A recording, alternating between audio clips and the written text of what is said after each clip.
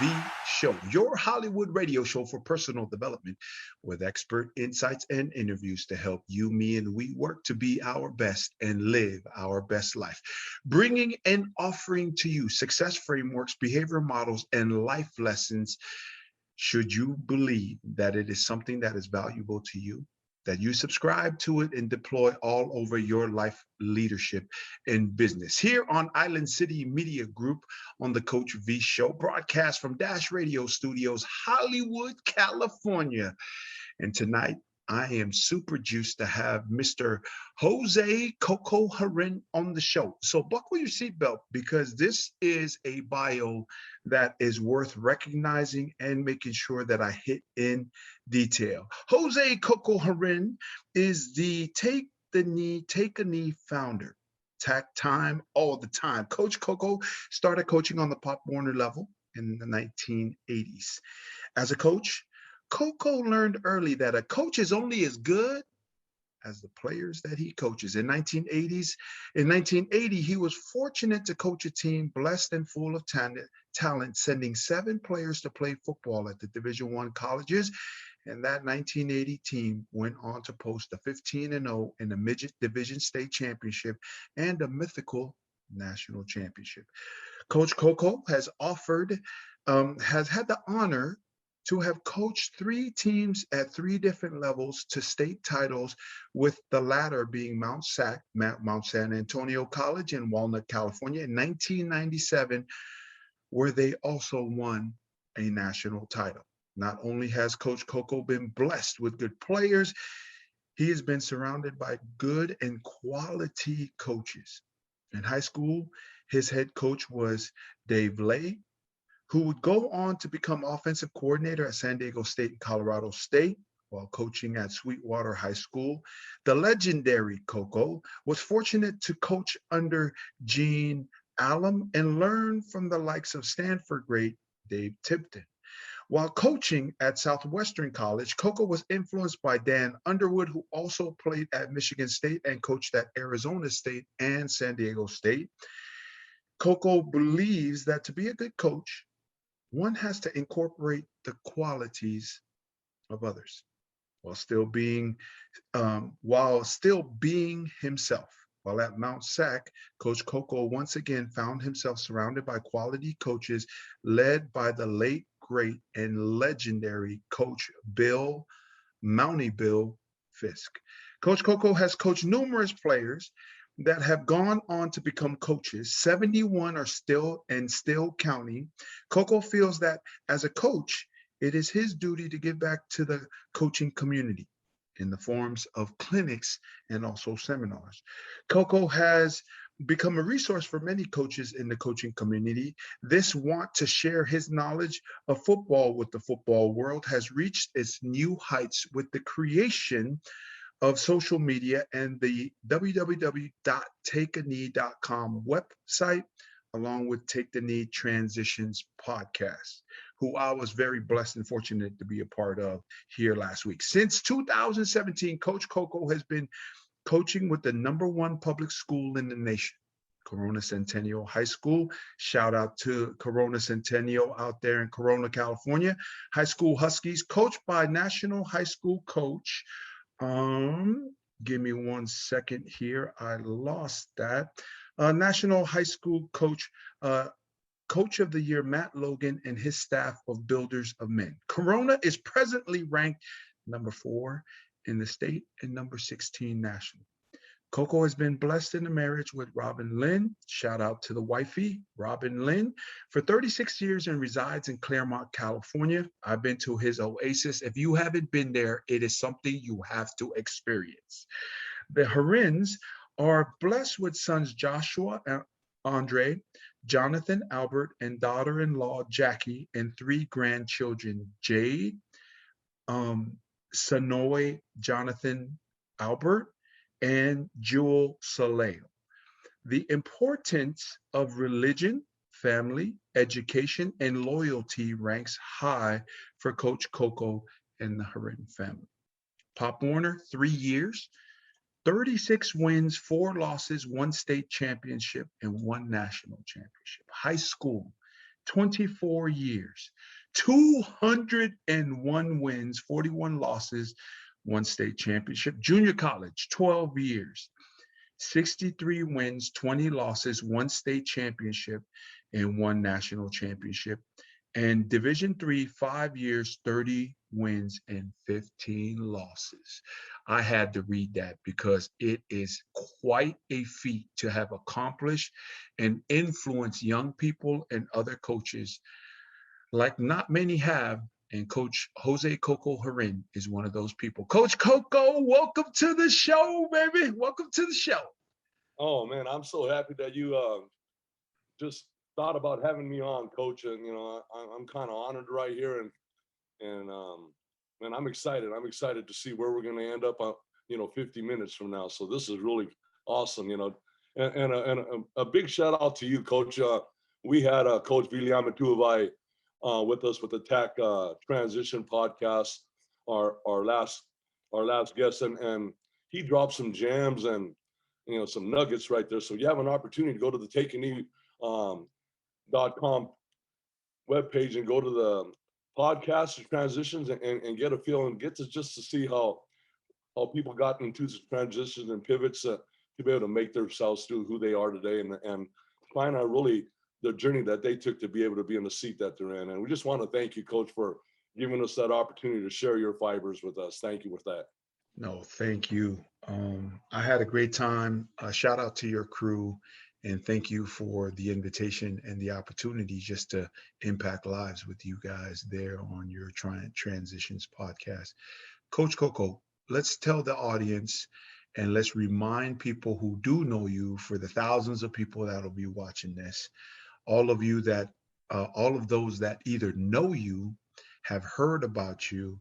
I mean, really, my boys that one of my boys, Cesar Rivas. I mean, he knows so much about you.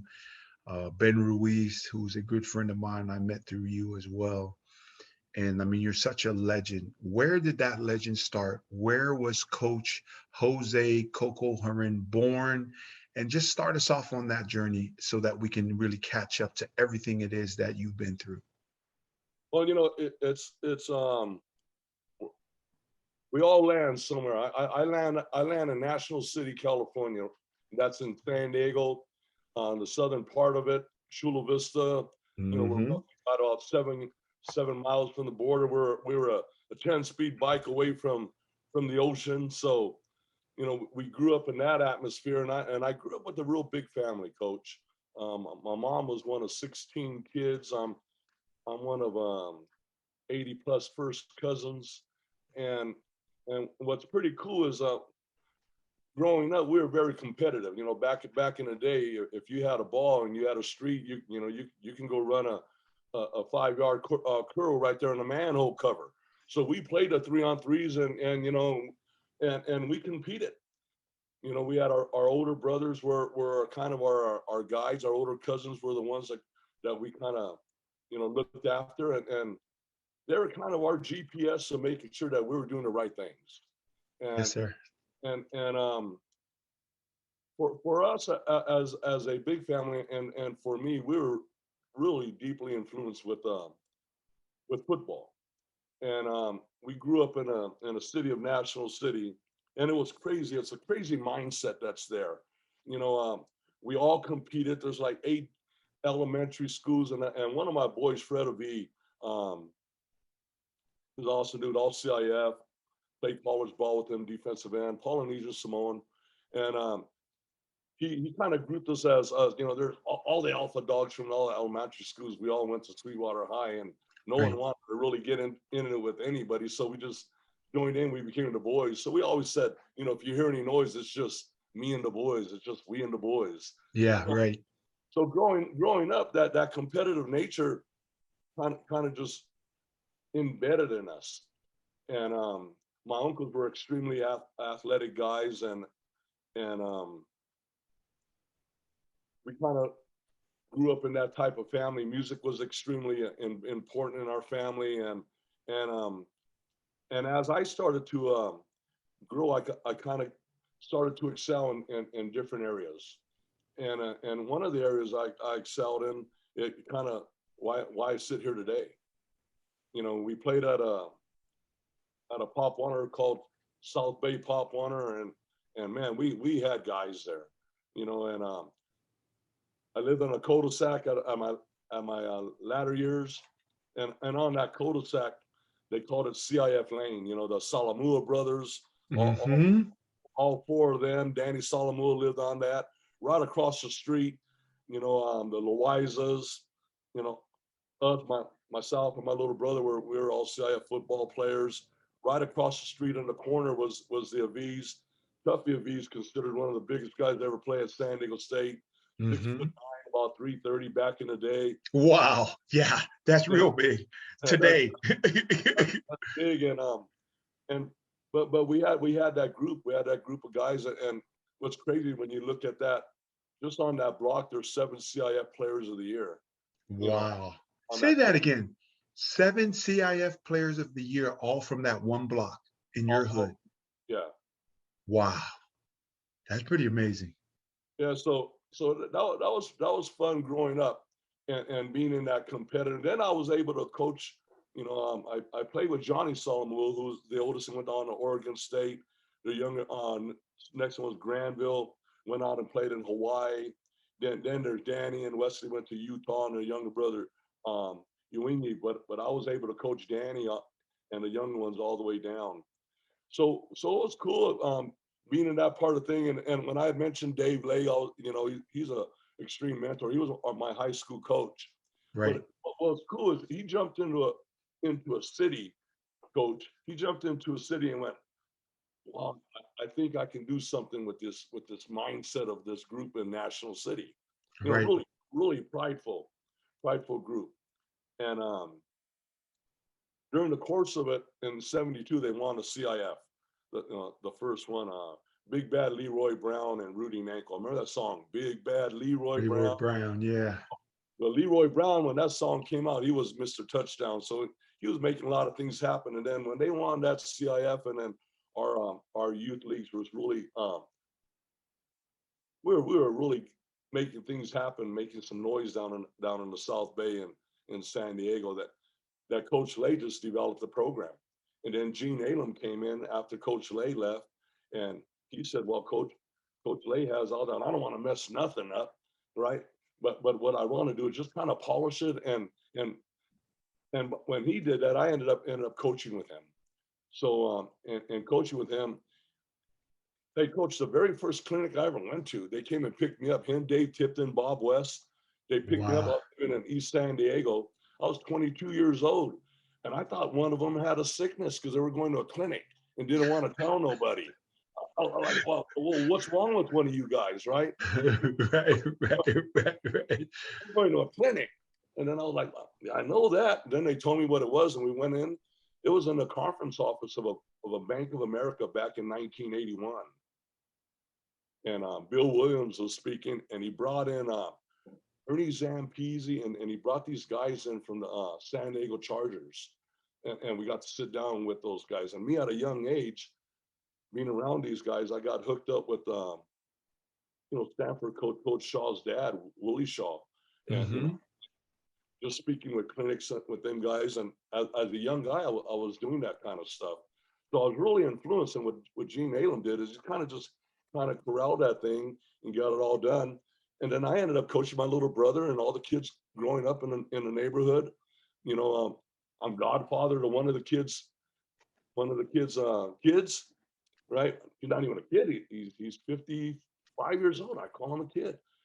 Yeah. And but those guys right there, it ended up being that we did a give back seminar down at Sweetwater High, right, in a sense, right before the pandemic started. And we had counted that there's like 71 kids at the time that are coaches now, throughout that we literally had hands on it. And I think now, we're probably right. If we were to really look at where we've gone now, besides collectively between all of us, I think there's well into the 150 to 200 people that we've touched that are now coaches. And I look at that, Coach V, as we must have done something right, Yes, sir. and you know, one of the kids I coached at the University of Laverne, his daughter's middle name is Coco. Right, right. So for one reason or nothing, those things kind of stayed in. And then for me, I was a knucklehead. You know, I was a knucklehead, and if it wasn't for sports, I'd be a knucklehead probably behind bars, Mm, or not doing what I'm doing today. But I had a coach he was incredible, Alan Duke. He was a track coach in high school too, and the defensive back coach.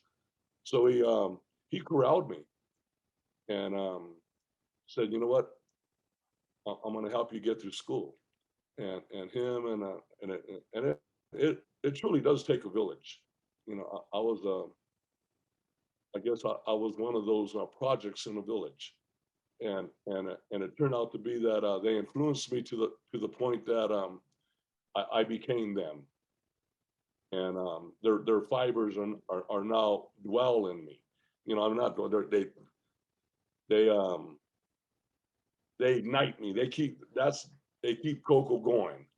You know, and then it's crazy that when I land, I in San Diego did some crazy things and learn a lot about the football world. And then I move up to LA, and the first thing I do is I go to a liquor store because we're moving in, and I want to buy some drinks, and I run into Brian Futrell right behind my home, and I says, Mount Sac shirt. I go, you know Lenny Rodriguez? He says, yes. I go, wrote my number down. I said, give Lenny my number and tell him that Coach Coco, I just moved into the neighborhood. So Lenny called me up, and next thing I know, I'm down at Mount Sac and hooked up with them, and I'm on the coaching staff. And I think that's when we met, Coach, back in yes, sir. 1996 or 1997. I think Yeah, it was yeah, right around that time. We yep. did speed work, and you're getting ready to go on to you and Yona, you guys are ready to go on to your universities, and did a little speed work with you guys. And that's how I got to meet all you guys. Mm-hmm. So one way or another, the Lord kind of just placed me in line to where I need to be in the football world to be able to be around gentlemen and builders of man. You know, and Amen. you know, like they say, there's 1,000 ways to skin a cat. Man, we all got our own set of knives, and I love the way everybody uses them. You know, I wouldn't mind, you know, borrowing, because you know, to be who you are today, you've got to be able to see it happen. You got to get those reps and rep it. You know, and then when you get to teach it once, you get to learn it twice, and truly, you know how all those things go. But Yes, sir. it really started down in National City, California, and you know, it's a one high school city, and we're in a 10 league, you know, 10 team league, but it's surrounded by other cities that have 2 or 3 high schools. But we're a one high school city that had 8 elementaries and 2 middle schools that joined it all in. So that's the mindset that I live with, and it's a prideful mindset when your mom's part of 16 kids and your dad's part of 11. You know, it's a rush to the table. So you're lucky to get what you're going to get. You know, Mm, you said something that resonated. Back in the day. They had this thing called commodities, yeah. and commodities means that you didn't have no money, so you had to wait in line. And me and all my friends, we didn't know no better when it was awesome, because they have commodity food handout at the elementary school. So we just go right there in the playground and play, and our parents would be in line.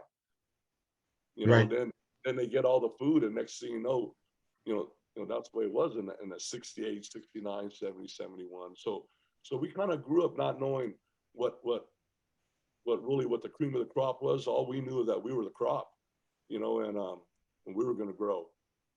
And we had some good, you know, people looking after us that provided the right, you know, just the right ingredients for us to grow right. And I think we're productive a little bit. And in that productivity, we get to share things with Coach V in your show. So Man, that's amazing. That's amazing, right? Being down there in the Diego area, and all those great people, all those CIF champions and players of the year for CIF all on one block. That's unheard of. That is like unheard of in California. Now talk about the branch and the family you come from. Let's go back even further. Mom and pops, and where are you guys from originally? How did you guys end up here? Talk about that, please, Coco. Oh, well, real quick, you know, after high school, I was like, what do I do? And then just kind of got into a quick kind of life. I went to play some JC ball, and really Yep. that's what, that wasn't happening for me. The school thing wasn't what I wanted to do, and but the coaching thing is what I wanted to do. You know, my sophomore year in JC, our defensive back coach ended up getting a gig, I believe, at SC, so we had to leave. So they called me Coach Pompa, Bill. I mean, those coaches were great coaches too. That, you know, I look at them guys. They kind of, you know, got me right in a sense. You know, pushed me with two hands and my butt a little forward. And Yep. and then what they asked me to do is if I can just coach the defensive backs while they find a defensive back coach. So I was a player coach in JC, and then after that, I just went on and started. I coached that Pop Warner team, and after that, I just went on. But what the biggest transition and the biggest coolest thing for me and is I was like 3 years out of high school, and I went to a 2 years went in there, went to a basketball game because I also at Sweetwater High, the basketball team was ranked number 1 or 2 in the state every year. So going to a basketball game, and I seen this nice looking girl come walking down the steps, the bleachers, Mm-hmm. right? She was in high school, and I told my cousin, I'll never forget it. And that's a beautiful girl right there. I'm gonna be with her one day, and here we are now, 43 years later, we're together.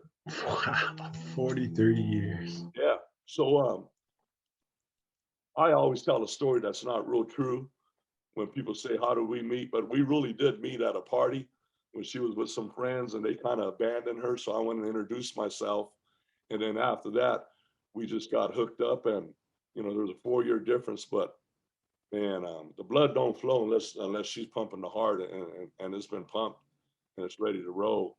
So 20 years ago, back in 1996, we're together now. Right about, shit, we got 96. We're together like 17 years, and I'm ready to not coach at Southwestern and take the job on at Sweetwater High. I'm ready to go back to the old high school. And then she tells me that she's got a job offer up here in LA. So I know nobody in LA except for my boy Floyd 5I. Right. And Floyd and I played college ball together. He was my linebacker coach at Sweetwater. And Floyd was a linebacker at San Diego State. I always tell but people that, hey, you see that guy right there, San Diego State? He took Jim Kelly to the house on an INT, right? Right. Right. Right. So Right. I always try to say that about Floyd. But what Floyd did, he lived in a good neighborhood when we did come to visit him. So I stayed at his place, and then we did a circle, and he goes, "This is where you wanna find houses over here." And I just knew if something happened and my boys were young, that I can have a friend or some family that was close. So after we went down to Montclair High School to visit a coach of ours who, and he's a great guy. He ended up coaching with San Diego State, at USD, went to New Mexico, went to Southwestern. Richard Sanchez. I don't know if you know Richard Sanchez, but now he's coaching at a school up in Northern California. And they're blessed to have him. That program's already turned around with him, just saying he's going to commit himself there. But we went in there to say hello to Richard because I was moving up in that area. And I ended up helping him for a year. Then the following year, I'm at Mount Sac. But he goes, you know, he called his trainer, and the trainer goes, "There's a house over around the corner, 2 miles away from here. Go and look." And we had just finished looking for homes and landed in Claremont. I've been here ever since. Right. And it's been incredible. We rented a home for 3 years. We've been in this house now for 21 since we bought it. our boys are Claremont's kids. My youngest son is he's married, got the three grandkids. Jade Junior's the middle of the boy, and then Jewel the baby, and got an incredible daughter-in-law, Jackie. My oldest son Joshua does incredible things. What's cool about my boys is they're really embedded in the family, Right. and family values are we're real tight in it. My wife, I would say, is really the core strength of who we are, and she recognizes everything that, in a sense, that we do, and sometimes, Coach B, and you know how it is when you think you're walking a little bit too high on your shoulders and your chin's a little too high, there's always that one person could just give you the look, and it brings you right back down to where you need to be. And I think for me that kind of anchors me down to who I am, Mm-hmm. because when I step out of that box, it seems like there's a disruption in the force. And in Star Wars, when they says the force is a little tangling right there, it is going to tangle. So moving up here and getting to meet a in a sense a whole new community, it was incredible, because when you really think you have it, and then you walk into a brand new arena, and you can literally start from zero, in a sense, because you really have to, then you have a chance to really turn in like a halfway point of your life and say, what do I want to take over there? What can I really evaluate about myself? Because I was a young kid, 35 years old. And what do I need to be successful? And those kind of phases come about maybe 2, 3 times, 4 times in one's life. And for me, that was the biggest one, Right. because I was moving away from my family, and she was moving away from her family, and her family is incredible. I'm blessed to be a part of those two bloodlines, because those two bloodlines are incredible. And then when you got those two bloodlines that get along, when you got in-laws that can get along with each other, my mom and her mom were, when you get them at a party, that was incredible. So it was everything that was, he doesn't put the wrong person in front of you when you say I do, and that thing happened. But coming up here and being a part of a football coach, I told my wife, let's go up there and do it. We'll start brand new. You got this new opportunity. I'll find a coaching job somewhere. And it happened. At one point I thought I was going to be able to be coaching at a higher level. And I pursued it, but I really didn't really truly recognize what was underneath my nose. Mm-hmm. Coach. I was able to get up and service, and not just service, provide a proper guidance. And at 36 years old, coaching at Mount Sac and working with the fire academy, you get kids that are extremely disciplined, knowing what they want to do, because that's a no nonsense program. Bill Fisk, he had it right, and Mm-hmm. walk in there and just be able to be authentic and genuine, and he was able to embrace that. Man, that gave me some freedom, the freedom to do a few things, and it provided another avenue for my boys too, you know. Mm-hmm. And then for my wife, we what we did is we didn't come here and say, okay, we're from San Diego and that's who we truly are. We came here and embraced the culture. And I think in every structure you do, if you can know your audience, know who's in front of you, and literally accept the culture that's in front of you, then maybe they're gonna embrace you. But if you go in there, for me, going in there wanting them to be me, it don't work. You know, I have to turn around and be a little bit quiet and say, okay, here's the way it's done over here. And then I know what knife to bring out of the collection. But moving over here, coach, you know, it's an easy one because I'm sitting right in front of you. And the people that you grew up with, I know most of them. Mm-hmm. And I think they're incredible people. I trust that if anything happened, I could call any one of the you brothers and they would come and help me out. If they knew that in a dire need that I needed them, they would come here and help me out. Mm. And that's what happened by going there and doing a speed camp. It created a relationship that just built, you know, and I don't see no one there once they get to the top only looking at the other side. I see everybody there looking down with two hands going, come on up, it's awesome up here. Mm-hmm. Get up here. Bang. So we're all share our nuggets. We've all shared our gems. You know, you as a young coach, I respect immensely because I seen you with the long hair. I seen you I seen you show up. You know, you invited me up to Boise and you know that stuff. And to know that I can sit down right here where I have a little bit of fiber in him, and I know that little bit of that fiber's in me. It's incredible, coach. Mm. So when you talk about that journey, the influences also are influenced within my wife, within my sons, within my grandkids, and my daughter-in-law, because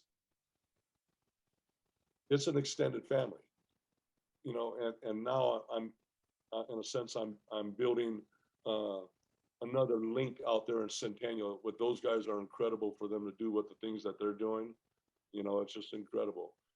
But coach, the biggest blessing of everything was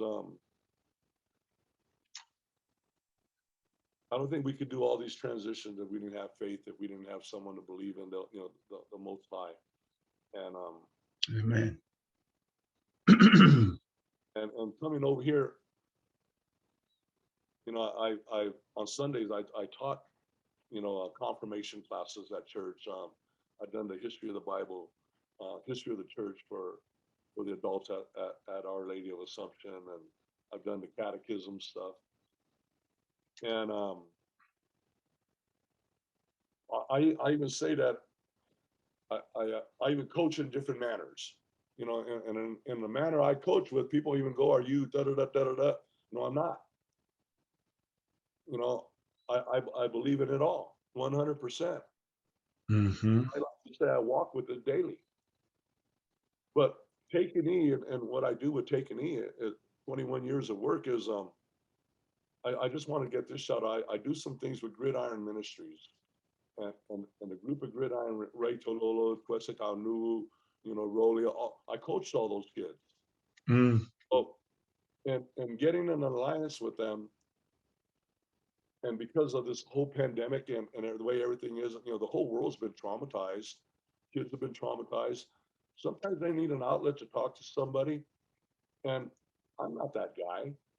But we have a group. We have Gridiron Ministries. We have a pastor, and I wanted to get this shout out because I think this is huge for just the time that we're in. This exact second is if you need that help, you need to call somebody.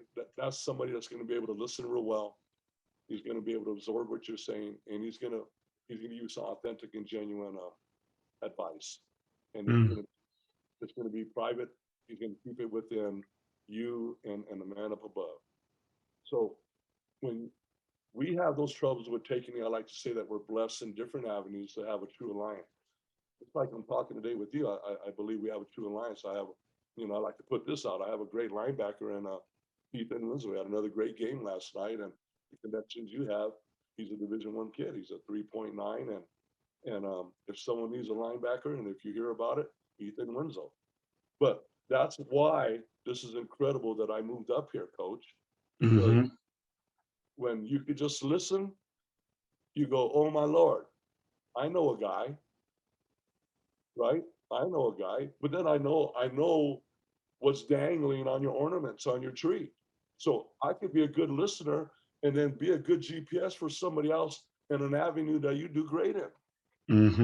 So I think that's the beauty of this whole transition and the pivot that we did to come up here, because my wife has extended herself now extremely, and our religious beliefs has not gone to the point that we're just walking with the Lord. I truly believe that the move up here got me to make sure that the Lord is within me and I'm within Him now.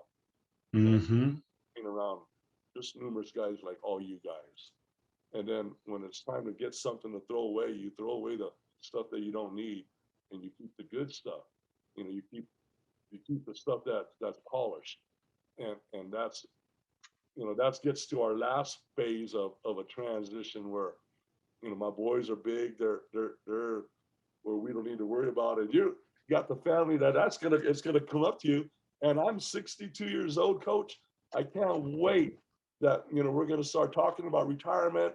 We're gonna be talking about what do we want to do with our lives, and that's the next phase.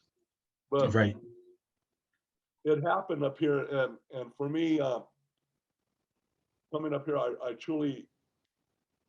And he put me in a situation. I was at Claremont High School. You know that I invited you down twice because I think your value is embracing value, and your value is elevating and growing value.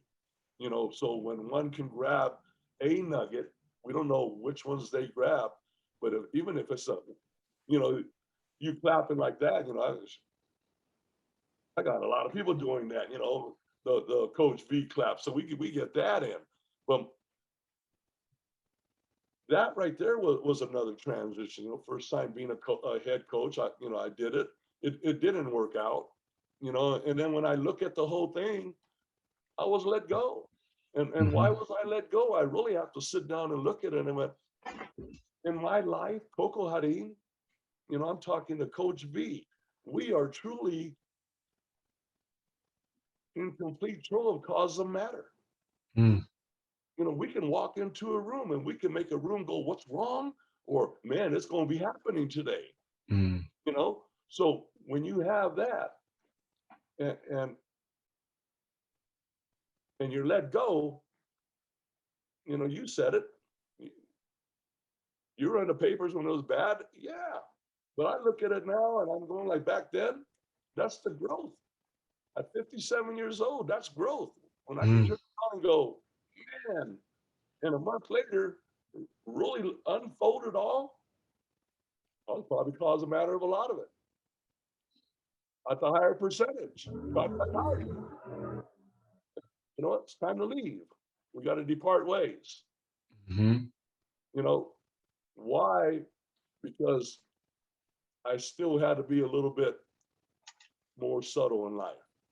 So what does he do, Coach V? Throws me into Canada. I go up to Canada with TAKEAKNEE, and we're doing things up there, and Matt Logan's up there. And he says, "Can you come and talk to my staff about defense?" So I did that. 3 days later, he calls me and says, "If you want, you can come and help them install in August." So I did that. And then 4 days later, "I want you on the staff, kind of consult us, help us out. What do you want me to do?" He goes, "I don't know. You figure out how you can help us."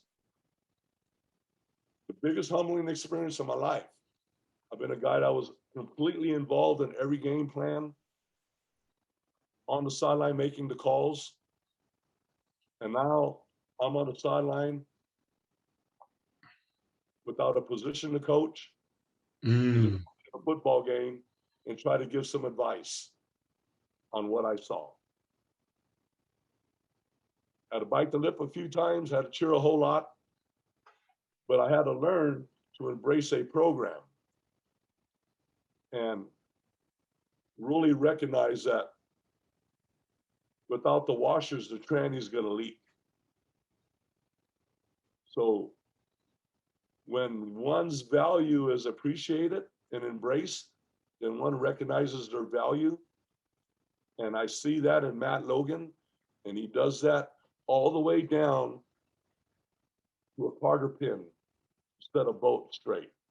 He making sure that that thing is completely embraced.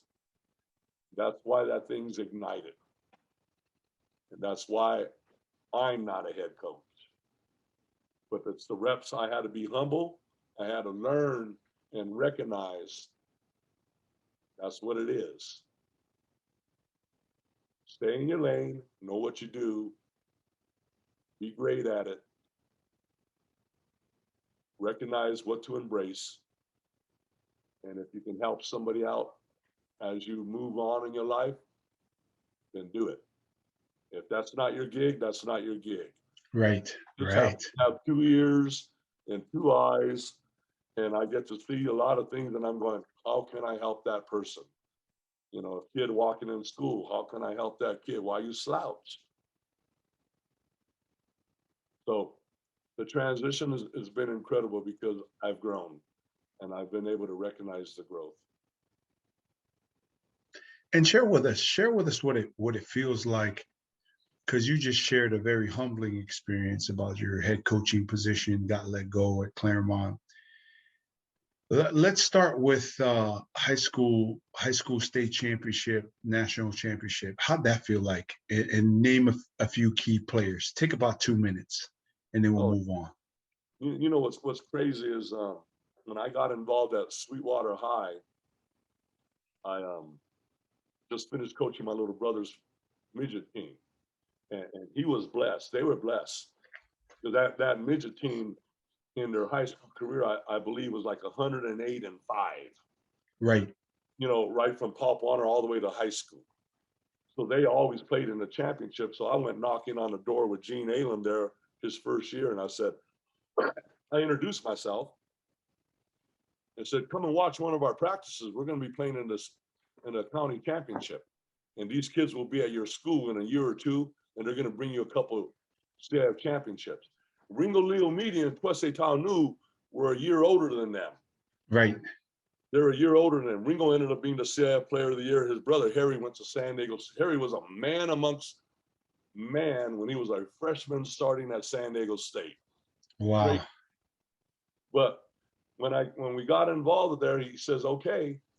And then we went on a run. You know, the solemn moves on, we went on a run and just didn't win that. We didn't win. But when those kids came into their junior year, we went 13-0. Wow. And Ringo Leo Media was the CIF Player of the Year. And my little brother and Ronnie Cortell. And Ronnie Cortell went on to play at Colorado State, but he was the best inside backer ever coached. He was 160 plus pounds, maybe. He was incredible. CIF Player of the Year. He's on all-decade team. He's on the all San Diego, all county, all ever team. He was on the Wax decade 80s team, but just a player and a half. Wow. So we had them. It was an incredible run. We went 13-0. We had 9 shutouts. We gave up 27 points. The following year, my little brother's senior year, we went back to back. And then at that point, we couldn't find a football game because we were pretty damn good. So we went to Maui. We went to Maui for 2 years, and we spent 9 days in Maui as a high school. We did spring ball in Maui. How was that awesome? And opened up the season there 2 years in a row. So that team, with my little brother and them, they ended up, we had to forfeit one game that we won 7-0. We beat the number 1 team in the state, and we beat them 7-0. But that team ended up going 37-1 in high school. Wow. And that second year, we were the state champs, and there was a team, and Coach Boss, the guy that ended up coaching at Notre Dame, ended up winning the national title that year. But that was awesome. Back-to-back CIF championships at that school. Right. Getting off the freeway to, they closed the exit off, and the police and everybody waiting for us. They wrote songs about us. It was, it was real. It was real. And then I had just won with the same group of kids. We went 15-0 3 years earlier. Right. So it was like going into my 4th year of coaching that I lost my first football game. So that was kind of odd, Right. to lose. But to win was something that was just, it wouldn't stop happening. It just didn't stop happening. I remember sitting down with Bill Fiss, and he says, "What can you bring here?" I go, "Oh, definitely a conference championship that you don't have, but would love to see a national title." And we did that our first year there. Yeah. That was 97? 97, yeah. Who were some of the players off of that team, Coco? Oh, that team was you had Antonio Pierce, Mike. Who won? So Antonio, who won a Super Bowl with the Giants as a middle linebacker. Yep. Played at University of Arizona, correct? Yeah, University of Arizona. He went there. Mike Machete went on to Colorado. Quarterback. Yep. Quarterback. And was Brad Bedell on that team? Right. The offensive tackle? No, he was the year before. The year before. Yeah, he had left. Yeah, but that group on our defense that year, we had 79 sacks. Yeah. Yeah, we had 79. Was Chris Mack on that team? Chris McAllister? Oh, he was on the year before. Year before as well. But we had that team, 22 kids went Division I. Yeah, that was a squad now. 22 kids went Division I, and 6 of them played in the NFL. Mm-hmm. So that was a group.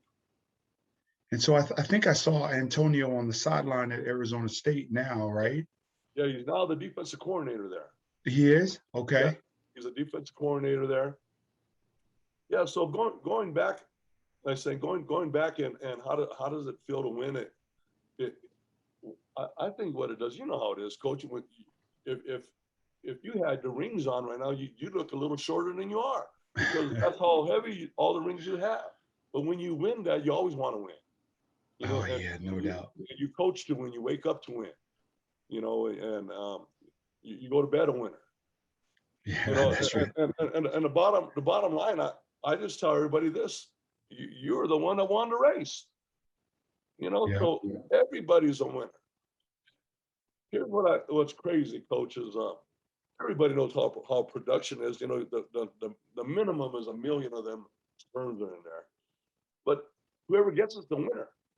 Yeah. Anybody could go to Vegas and say, "I know 1 out of the million is going to win." You don't win no money on that easy bet. Yeah. But there's only one person that can name which one of the million is going to win, and why? Because he gave that one the finished mindset. He gave that one the finished mindset. And then with that finished mindset, yeah, he has to struggle to get out. And why? Because the creator just likes competition. He likes to see a good game.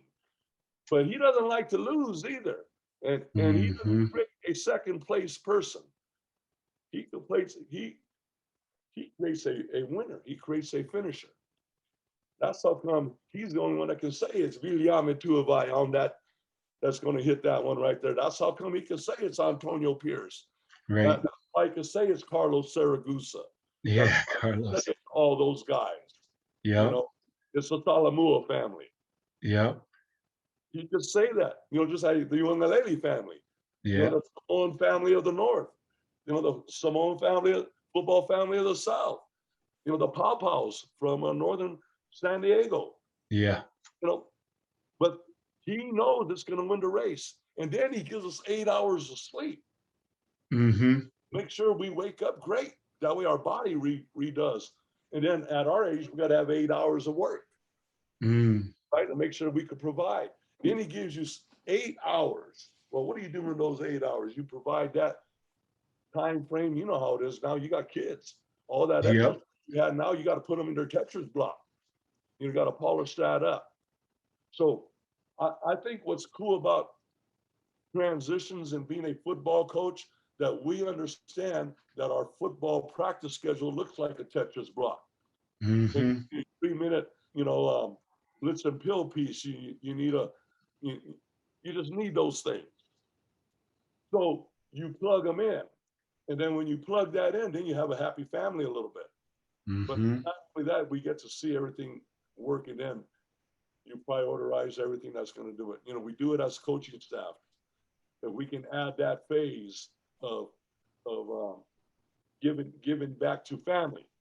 Well, I look at myself time and go, people, I ain't got no time. Well, yeah, you do. I don't need to sleep 8 hours.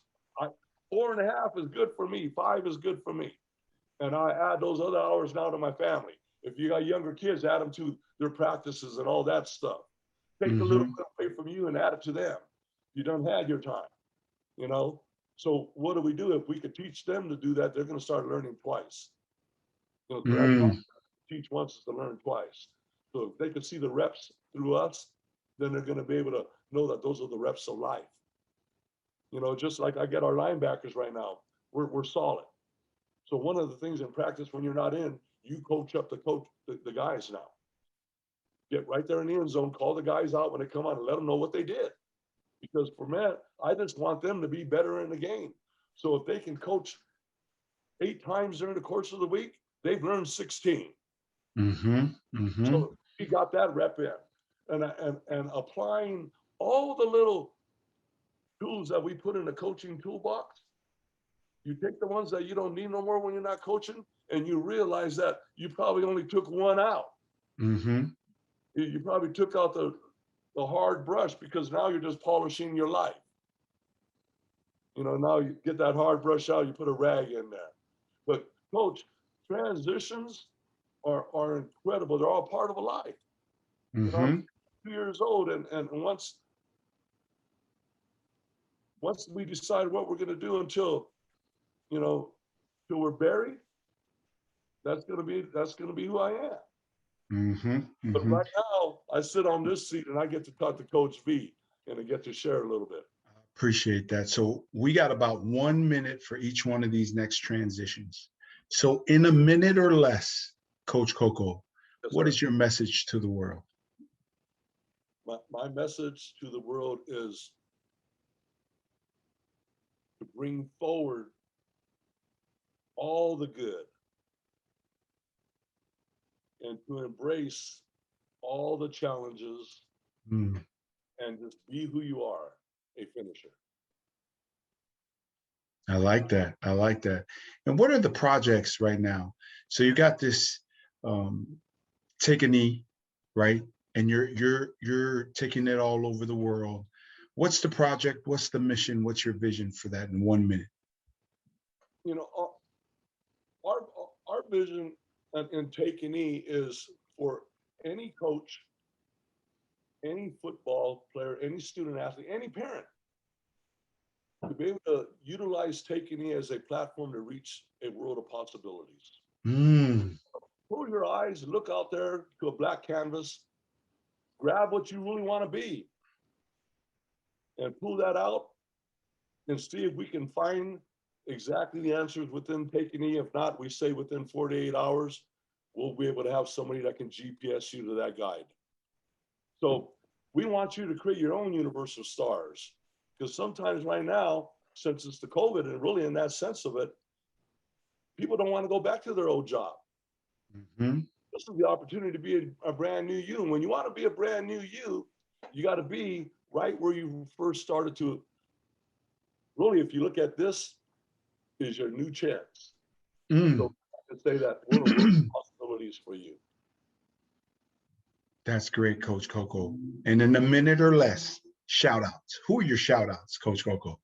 Oh man, my shout outs go to my wife. My shout out go to both my sons.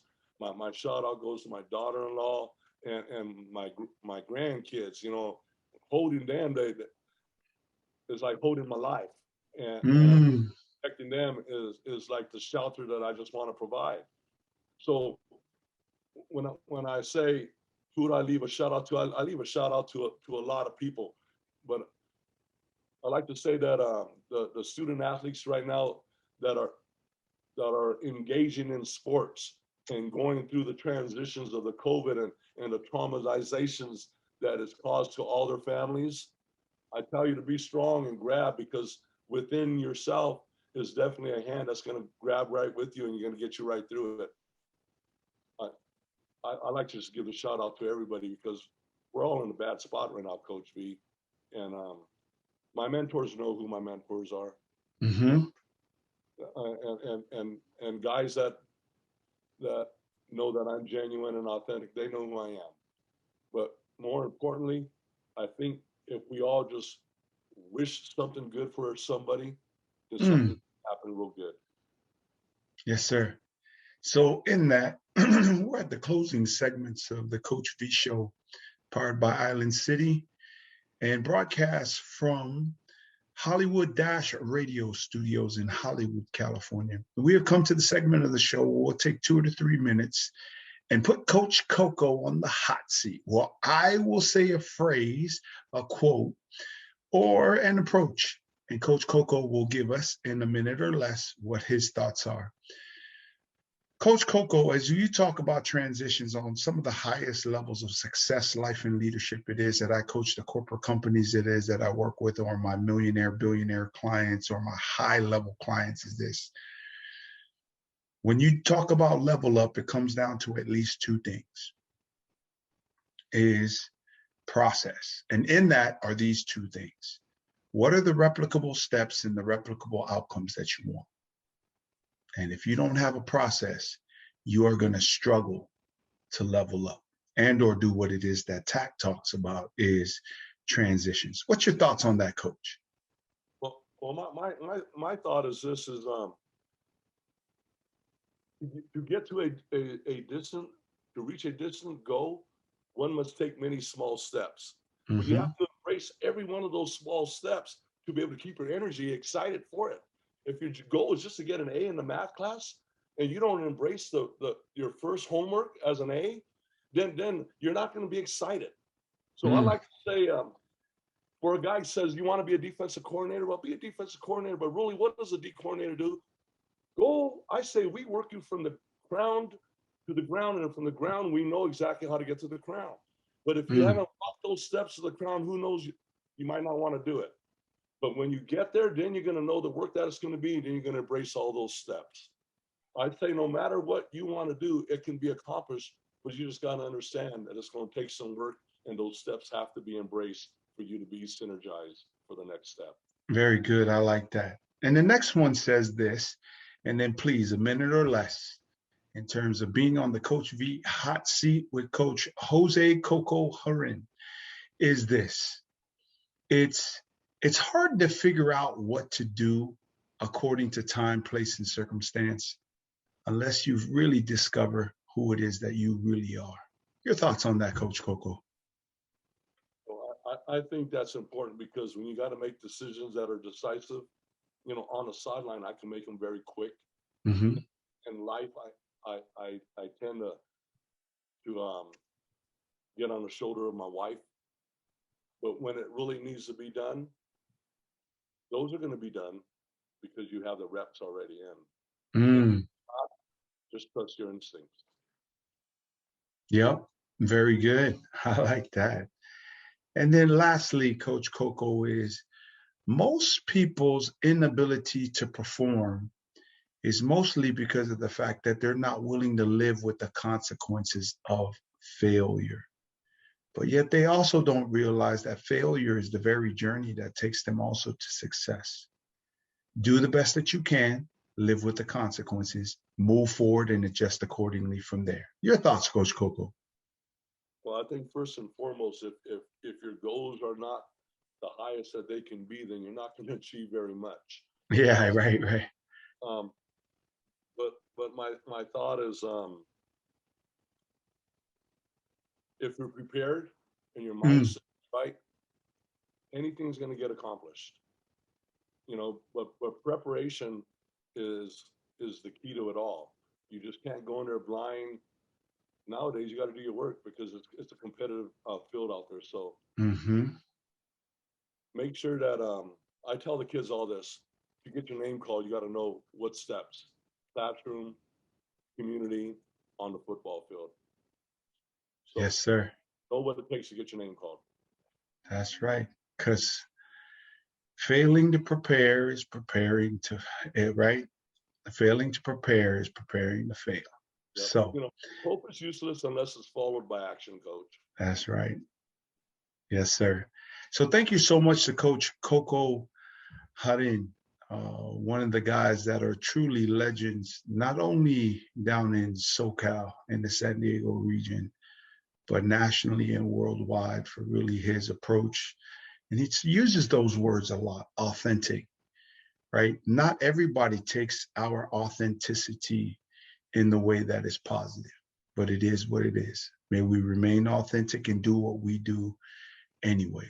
So from Coach Coco Jarin and your boy Coach V, I just want to remind everybody, as I say thank you to Coach Coco for making time to come on the show. Shout out to the family, to the wifey, your two boys and your daughter-in-law and the grandkids from the Tuibais here in the 916, the Island City Media Group family, and also the Coach V Show, your family here on the Coach V Show. And I want to just remind all the listeners that we don't just do this for the sake of success, but for the sake of being our best. In doing so, you realize the best of your abilities, that everything and anything that you dream and work for can be achieved. This is how your boy, Coach Coco, and your boy, Coach V, lives. All about faith and family. Grateful for God's amazing grace. Tune in next Mono Motivation Monday right here to the Coach V Show, your Hollywood personal development show, powered by Island City, where the beach meets the streets. Next Mono Motivation Monday. Until next time, from your boy, Coach Coco, and your boy, Coach V. One love, mad respects. Live it. Thanks again, Coach Coco. Peace, everybody. Back to you guys. Out.